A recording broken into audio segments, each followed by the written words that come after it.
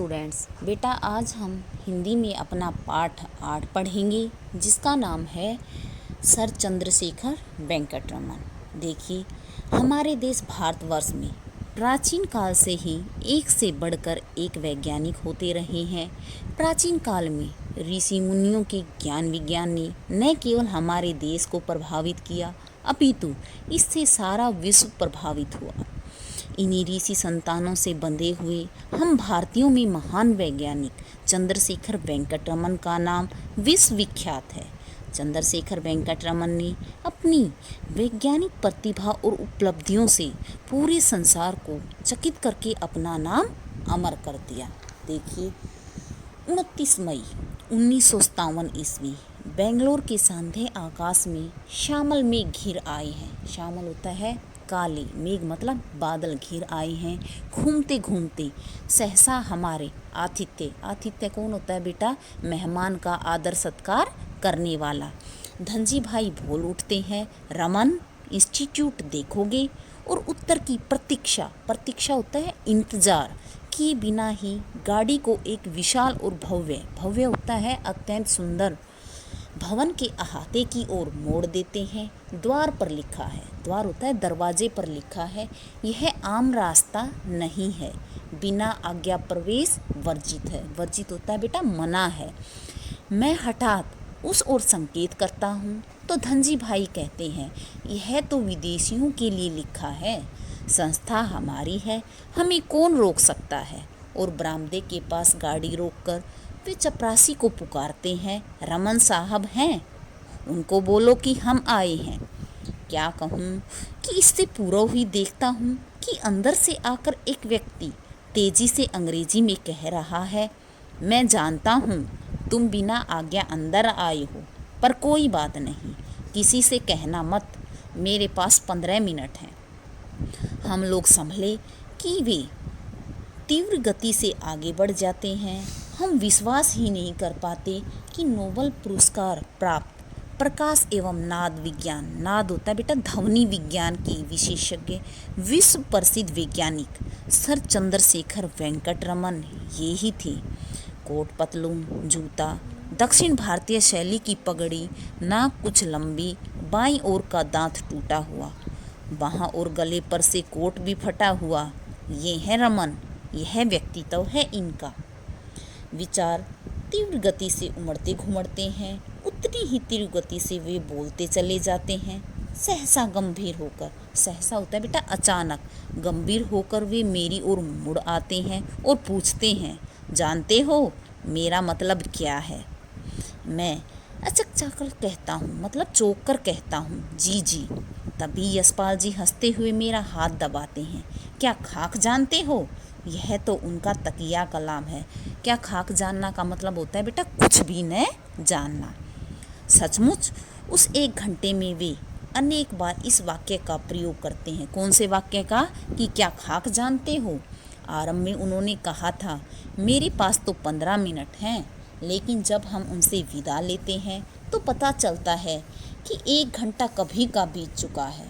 जल प्रलय के सिद्धांत, जल प्रलय होता है बेटा सारी सृष्टि का जलमग्न हो जाना, बाढ़ के सिद्धांत की व्यर्थता से लेकर पत्तों के, कोयले के नाना रूपों में रूपांतरण, हीरे के निर्माण, नाना धातुओं, ग्रेनाइट, न जाने इन सब के बारे में वे हम वैज्ञानिकों को क्या क्या बता देते हैं। तीव्रता से बोलते रहते हैं, देखो यह है ऑयल डायमंड। डायमंड क्या होता है? हीरा। यह इंडस्ट्रियल डायमंड है। इंडस्ट्रियल डायमंड मतलब उद्योग धंधों में काम आने वाला हीरा। ये मोती हैं, चमकते हैं न, नाना इन्हें छूना मत, हीरे कोयले की खानों में ही पैदा होते हैं। पर उनको चमकदार बनाने के लिए कितना परिश्रम करना पड़ता है। तुम तो जानते ही हो कि भारत में नोबेल पुरस्कार पाने वाले 2 ही व्यक्ति थे। अब एक मैं जीवित हूँ, जीवित मतलब एक मैं जिंदा हूँ, इसलिए मेरी मुसीबत है। बीच बीच में वे ऐसी बातें कहे जाते हैं जिनका कोई पूर्वापरा संबंध नहीं होता, लेकिन अर्थ अवश्य होता है। उनके संग्रहालय में नाना प्रकार के शंख, नाना प्रकार होता है अनेक प्रकार के शंख, सीपियाँ, तितलियों का भंडार, समुद्र के नाना रूप जीव जंतु हैं। आग्रह पूर्वक वे एक एक वस्तु को दिखाते ही नहीं, समझाते भी हैं। घूम घूम कर पूरा भवन दिखाते हैं, बाग दिखाते हैं, कहाँ क्या बनाने की उनकी कल्पना है, यह सब बड़ी आत्मीयता से समझाते हैं। आत्मीयता होता है अपनेपन से। और बीच बीच में सहसा हमारी ओर मुड़कर कह उठते हैं, क्या तुम इस बारे में कुछ लिखोगे? मैं जानता हूँ तुम कुछ नहीं लिखोगे। फिर एक क्षण बाद कहते हैं, यदि लिखो तो यह अवश्य लिखना कि ऊपर की मंजिल की खिड़की से चारों ओर का दृश्य बहुत मनोरम दिखाई देता है। और फिर सांध्य मेघों की तरल छाया में दूर तक फैली हुई हरित वसना होता है बेटा हरी भरी पहाड़ियों और ऊंचे वृक्षों को कोमल दृष्टि से देखते हुए कहते हैं, है न बेंगलोर सुंदर? मैं कभी उनकी ओर देखता हूँ, कभी चारों ओर के सौंदर्य पर दृष्टि डालता हूँ। इंस्टीट्यूट के भीतर भी तो सब कुछ सुंदर ही सुंदर है। अचानक दृष्टि ब्लैक बोर्ड पर अटक कर रह जाती है। उस पर विज्ञान के किसी सिद्धांत के बारे में कुछ लिखा है। कह उठता हूँ, कितने सुंदर अक्षर हैं, मोती जैसे। वैज्ञानिक रमन मुस्कुराकर कहते हैं, विज्ञान आदमी को सौंदर्य की ही प्रेरणा देता है।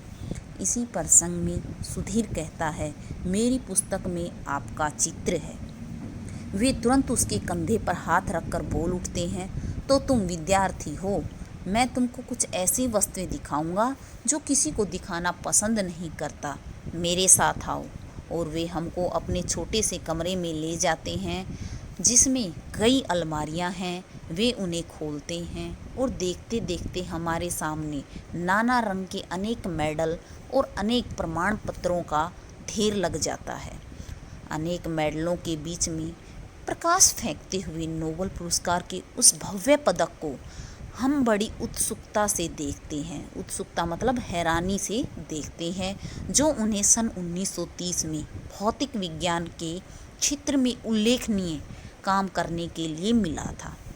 श्री रमन ने अपना जीवन भारतीय अर्थ विभाग में असिस्टेंट अकाउंटेंट जनरल के पद से आरंभ किया था, लेकिन शीघ्र ही वे विज्ञान के क्षेत्र में आ गई और फिर तो विश्व के सर्वोच्च कोटि के वैज्ञानिकों की श्रेणी में पहुंचकर ही रुके। उन्होंने विज्ञान की शिक्षा विदेशों में नहीं प्राप्त की, इसी देश की मिट्टी में अपनी महानता को खोजा। समुद्र को देखकर उन्होंने कल्पना की कि स्वच्छ जल में होकर जब प्रकाश चलता है तब प्रकाश के फैलने की प्रक्रिया में नाना प्रकार के रंग उत्पन्न होते हैं मतलब पैदा होते हैं।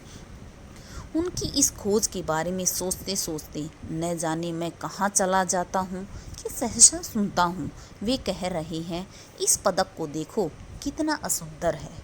सहसा झटका लगता है, लेकिन जब उस बोर्ड पर लगे हुए पदकों को देखता हूँ तो सचमुच ही उनमें भारत रत्न का पदक असुंदर ही दिखाई देता है।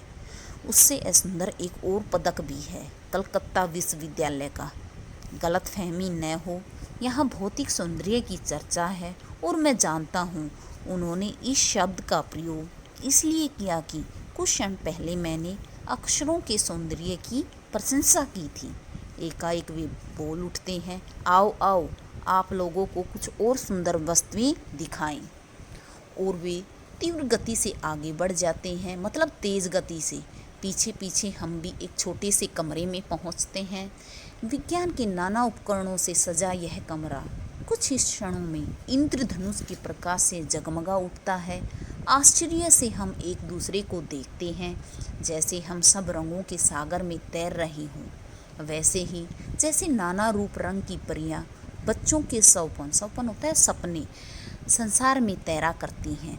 और प्रकाश तथा रंग के जादूगर रमन हैं कि कभी यह स्विच दबाते हैं, कभी वह, और फिर कोट की जेब में हाथ डालकर सृष्टा की तरह मतलब सृष्टि को रचने वाले की तरह निसंग भाव से मुस्कुराने लगते हैं। और वह पैरा बैंगनी प्रकाश हमको अलौकिक रूप देता रहता है। अलौकिक होता है अद्भुत। काफ़ी कुछ देख चुके हैं, अंत में सोने और हीरे के नाना रूपों को देखते हैं। इस बार हिंदी में कहते हैं, सब देखा हो गया। और फिर बोल उठते हैं, मैंने तुम्हें इतना समय दिया, मेरा भी एक काम करना, तुम लोगों को कहीं से हीरे मिले तो मेरे पास भेज देना, अच्छा। और फिर वही शिशु सुलभ शरारतें भरी मुस्कान। हम भी मुस्कुराते हुए कहते हैं, अवश्य भेजेंगे। हम सब छत पर आ गए। विदा लें इससे पूर्व यशपाल जी उनसे प्रार्थना करते हैं, आपका एक चित्र खींचने की इच्छा है। वे एकदम तड़प उठते हैं, इस फटे कोट में चित्र खींचोगे? यानी आप दुनिया को दिखाना चाहते हैं कि मैं फटा कोट पहनता हूँ? खैर कोई बात नहीं, खींच लो। यशपाल भाई फोटो खींचते हैं और फिर हम इस आकस्मिक अद्भुत प्रसंग से अभिभूत होता है, प्रभावित होकर कई क्षण मौन चलते रहते हैं। मौन होता है चुपचाप चलते रहते हैं। वे उसी निस्संग भाव से हाथ मिलाते हैं, नमस्कार करते हैं और मुस्कुराते हुए धूमकेतु की तरह आए थे वैसे ही भीतर चले जाते हैं। जब चले जाते हैं तब हमें उनकी उपस्थिति का भान होता है। 6 वर्ष बाद आज 1963 में सोचता हूँ कि अनुसंधानकर्ता मतलब खोज करने वाले की लगन, वृद्ध की सनक और शिशु की सरलता, इनकी सीमा रेखा कितनी पतली है। इस चित्र में क्या वे एक साथ सरल स्वभाव, कल्पना प्रिय, सद्भावी और आत्म प्रदर्शन प्रिय, महत्वाकांक्षी नहीं जान पड़ते। महत्वाकांक्षी होता है बेटा कुछ पाने की अभिलाषा रखने वाला। परंतु सच यह है कि जो जितना ऊंचा उठता है वह उतना ही सरल और सहज रहता है। तो बेटा